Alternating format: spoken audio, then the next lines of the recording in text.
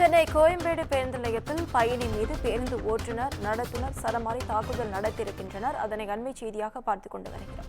இது குறித்த முழு விவரங்களை வழங்க செய்தியாளர் சுப்பிரமணியன் நம்மோடு இணைப்பில் காத்திருக்கிறார். சுப்பிரமணியன், வணக்கம். விவரங்கள். சென்னை மதுரவாயல் பகுதியை சேர்ந்தவர் சரவண குருநாதன். இவர் கிண்டியில் இருக்கக்கூடிய ஒரு தனியார் நிறுவனத்தில் பணியாற்றி வருகிறார்.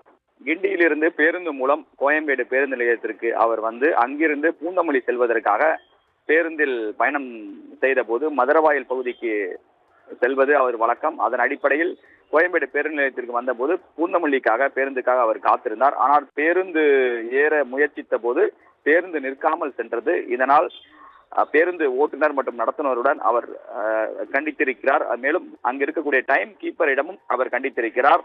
இதனால் 3 பேரும் சேர்ந்து அந்த சரவண குருநாதன் என்பவரை சரமாரியாக தாக்கியிருக்கிறார்கள். அது தொடர்பான சிசிடிவி காட்சிகள் தான் தற்போது வெளியாகி இருக்கிறது.